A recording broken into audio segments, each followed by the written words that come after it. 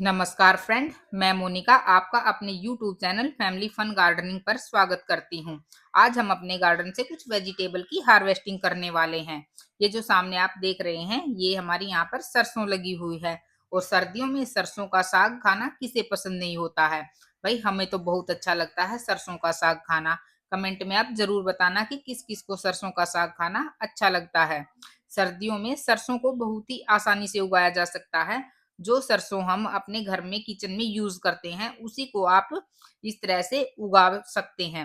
हमें सरसों के कुछ दाने लेने होते हैं और उसको मिट्टी के ऊपर हमें डाल देना है। इससे हमारी सरसों 3 से 4 दिन में ही उगकर आपको ऊपर दिखाई देने लग जाएगी। दाने मिट्टी में डालने के बाद बस आपको उसमें हल्का सा पानी डालना है और 3-4 दिन बाद आपको उसका अंकुरण होता हुआ दिखाई देने लग जाएगा। और ये देखो मेरे दोनों चुन्नू मुन्नी यहाँ पर केक बनाने में लगे हुए हैं। ये बोल रहे हैं कि मम्मा हम आपके लिए केक बना रहे हैं। और देखो ये छलनी से मिट्टी छान छान कर इस तरह से उसको इस ढक्कन में डाल रहे हैं। और मैंने यहाँ पर अपनी सरसों की हार्वेस्टिंग पूरी भी कर ली है और मेरे दोनों बच्चे बहुत मस्ती में लगे हुए हैं।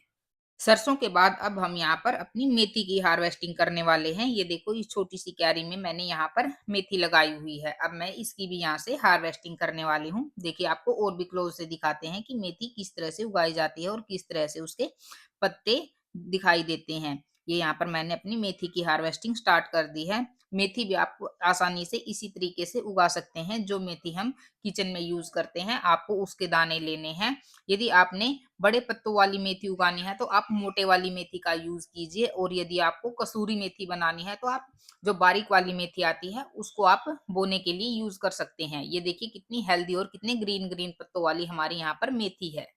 और यहाँ पर ईशाना और विहान ने एक केक बनाकर रेडी कर लिया है और इसकी इन्होंने डेकोरेशन भी कर दी है। और देखो ये ईशाना कैसे खड़े होते होते गिर गई है और इसके कपड़ों पर पीछे मिट्टी लग गई है तो ये उसको झाड़ने में लगी हुई है। और ये विहान यहाँ पर गेंदे के फूल लेके आया है जो कि रेड रेड कलर वाले ऑरेंज कलर के हैं थोड़े से। उनको इससे केक को डेकोरेट कर रहा है। ये देखो इसने गेंदे के पत्ते फूलों के पत्ते यहाँ पर लगा दिए हैं और ये सरसों की इसने एक टहनी भी इस पर रख ली है। और अब ये मेरे पास लेकर आ रहा है कि मम्मा मैंने आपके लिए केक बनाया है और इसको देखो मैंने कितना अच्छे से डेकोरेट भी किया है। अब ये बोल रहा है कि मम्मा आप ये केक कटिंग कर लो, आज आपका बर्थडे है तो मैंने आपके लिए बहुत ही प्यारा सा केक बनाया है। और देखो ये कितना एक्साइटेड हो जाता है इस तरह से छोटे छोटे जब काम ये करता है तो इसको बहुत खुशी मिलती है। अब ये बोल रहा है कि मम्मा आप चलो उधर पापा के पास और हमारी एक फोटो भी क्लिक करवानी है। बच्चों की मस्ती करते करते यहाँ पर मैंने अपनी मेथी की हार्वेस्टिंग पूरी कर ली है। ये देखो कितनी हेल्दी और ग्रीन पत्तों वाली हमारी मेथी है। मेथी के बाद अब हम सब्जी में चार चांद लगा देने वाले एक मसाले को हार्वेस्ट करेंगे। ये जी हाँ धनिया, ये हमारा इस छोटी सी क्यारी में धनिया मैंने यहाँ पर लगाया हुआ है। धनिया को भी लगाना बहुत ही इजी है। आप धनिए को भी आसानी से अपने गार्डन में किसी छोटे से गमले में या ग्रो बैग में भी लगा सकते हैं। इसको लगाने के लिए हमें ज्यादा मिट्टी की भी जरूरत नहीं होती। आप इसको किसी ट्रे में भी लगा सकते हैं। जो धनिया हम किचन में यूज करते हैं उसी से आप इस तरह से धनिया उगाकर उसकी हार्वेस्टिंग कर सकते हैं। करना क्या है कि हमें धनिया लेना है। साबुत धनिया हमें बिल्कुल भी नहीं लगाना है क्योंकि साबुत धनिया कभी भी ग्रो नहीं करेगा। सबसे पहले हमें धनिये को 2 पार्ट में तोड़ लेना है और तोड़ने के बाद हमें उसे एक रात के लिए पानी में भिगो देना है। पानी में भिगोने से धनिये के जर्मिनेशन में हेल्प मिलेगी और हमारा धनिया जल्दी से जर्मिनेट भी हो जाएगा। अगली सुबह हमें धनिये को मिट्टी के ऊपर हल्का हल्का सा छिड़क देना है और छिड़कने के बाद उसमें हल्का सा पानी डालना है तो 6 से 7 दिन बाद हमारा धनिया जर्मिनेट हो जाएगा। और ये इस तरह से मैंने एक मुट्ठी भरकर धनिया अपना हार्वेस्ट कर लिया है यहाँ से। और ये ईशाना मुझे कुछ बताने में लगी हुई है कि भाई वहां पर मिट्टी को खोदकर पौधे खराब कर रहा है। धनिये के बाद अब हम यहाँ से कुछ करेले भी हार्वेस्ट करने वाले हैं। ये हमारी करेले की बेल काफी पुरानी है। इस पर अब छोटे से ही करेले मैं आज यहाँ से हार्वेस्ट करने वाली हूँ क्योंकि यदि मैं करेलों के बड़े होने का वेट करती हूँ तो वो करेले खराब होने लग जाते हैं या मंकी तोड़कर उन्हें खराब कर जाते हैं। तो आज देखते हैं हमें यहाँ से कितने करेले हार्वेस्ट करने को मिलते हैं। ये हमारी बहुत पुरानी बेल है। इस पर कई बार हम इसकी कटिंग भी कर चुके हैं लेकिन इस पर दोबारा से फिर से नई पत्तियां आ जाती हैं और कुछ करेले भी उन पर हमें मिल जाते हैं हार्वेस्ट करने के लिए। तो ये देखो छोटे छोटे से करेले आज मैं यहाँ से हार्वेस्ट करने में लगी हुई हूँ क्योंकि बड़ा होने का वेट हम इनका नहीं कर सकते हैं। करेले की बेल को भी बहुत आसानी से ग्रो किया जा सकता है। बस आपको बीज की दुकान से करेले के बीज का एक पैकेट लेके आना है और उसके बीज को आप सीधा ही मिट्टी में लगा सकते हैं। तो 3 से 4 दिन बाद ही आपको उसमें अंकुरण होता हुआ दिखाई देने लग जाएगा और 2 से 3 महीने के बाद ही आप अपने करेले की बेल पर इस तरह से छोटे-छोटे से करेले हार्वेस्ट भी करने लग जाएँगे। अपने गार्डन में लगाए हुए हर पौधे को आप 15 से 20 दिन में ऑर्गेनिक खाद जरूर डालें और 15 से 20 दिन में उन पर नीम ऑयल का स्प्रे जरूर करें। इससे हमारे पौधे कीटों से सुरक्षित रहते हैं और खाद डालने से हमारे पौधों की ग्रोथ अच्छी होती है और हमें उनसे फ्रूटिंग भी काफी अच्छी मात्रा में मिलती है। ऑर्गेनिक खाद में आप वर्मी कंपोस्ट, नीम खली, सरसों खली, गोबर की खाद, इस तरह से कोई भी खाद आप डाल सकते हैं। करेले के बाद अब हम यहाँ से अपने चने की हार्वेस्टिंग करने वाले हैं। ये देखो इस क्यारी में मैंने यहाँ पर चना भी लगाया हुआ है और देखो इसकी कितने हेल्दी हेल्दी और छोटी-छोटी सी ये टहनियाँ मैं हार्वेस्ट करने में लगी हुई हूँ। चने को भी बहुत ही आसानी से ग्रो किया जा सकता है। आप घर में जो चने की सब्जी बनाते हैं, काले वाले जो चने हम घर में यूज़ करते हैं, देसी चना उसको बोलते हैं, तो आप उसको बोने के लिए यूज़ कर सकते हैं। आपको सबसे पहले चने को 1 रात पानी में भिगोना है, इससे वो फूल कर मोटे हो जाएँगे और उनका जर्मिनेशन जल्दी हो जाएगा। तो अगली सुबह आप उसको मिट्टी के ऊपर इस हल्के-हल्के से डाल दें और उसके ऊपर हल्की-सी मिट्टी आप छिड़क दें। तो 3 से 4 दिन के बाद ही आपको चने में इस तरह से ग्रीन-ग्रीन पत्ते निकले हुए दिखाई देने लग जाएँगे। सर्दियों में सरसों और चने का मिक्स साग बहुत ही अच्छा बनता है, उसके साथ बाजरे की रोटी बहुत अच्छी लगती है। और चने के बाद अब यहाँ से विहान करने वाला है अपने अमरूद की हार्वेस्टिंग। विहान काफ़ी दिनों से इस अमरूद का वेट कर रहा था, क्योंकि विहान को इस तरह से जो मोटे-मोटे वाले अमरूद होते हैं, वो बहुत ही अच्छे लगते हैं और ये विहान ने अपने हाथों से अमरूद की हार्वेस्टिंग कर ली है और ये इसको देखकर देखो कितना खुश हो रखा है कि आज तो मुझे अमरूद खाने को मिलेगा। मैंने इसको काफ़ी दिनों से रोक रखा था कि बेटा अभी नहीं इसको हार्वेस्ट करना है क्योंकि ये कच्चा है। तो आज फाइनली विहान ने अपने हाथों से अमरूद को हार्वेस्ट कर ही लिया है और आज इसका ये स्वाद भी चखने वाला है। और अब विहान के अमरूद के बाद अब हम अपने गार्डन से कुछ बैंगनों की भी हार्वेस्टिंग करने वाले हैं। इस टाइम पर हमारे गार्डन में बैंगन काफ़ी अच्छी हार्वेस्टिंग दे रहे हैं और बैंगन के पौधे को ग्रो करना भी बहुत ही आसान होता है। आपको इसकी पौध लगानी होती है। पौध या तो आप मार्केट से लाकर लगा सकते हैं या आप बीज से भी पौध अपने घर पर ही बना सकते हैं।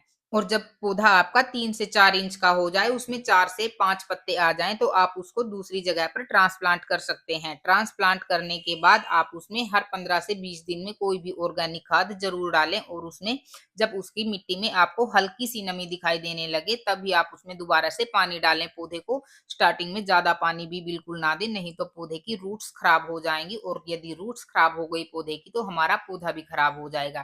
तो ये देखिए इस टाइम पर हमारे गार्डन में कितने बड़े-बड़े और कितने ब्लैक-ब्लैक कलर के बैंगन लगे हुए हैं और इस टाइम पर बैंगन का रेट भी मार्केट में काफ़ी बढ़ा हुआ है, तो हमें तो बैंगन मार्केट से खरीदने की ज़रूरत ही नहीं पड़ती है। हम तो अपने गार्डन से ही काफ़ी सारे बैंगन की हार्वेस्टिंग कर लेते हैं और ये देखो ईशाना भी यहाँ पर आई है अपनी टोकरी उठाकर, क्योंकि ये अब टोकरी में बैंगन इकट्ठा करवाने वाली है कि मैं अपने हाथों में पकड़ूँगी, मेरी ही टोकरी में आप सभी के सभी बैंगन डालना।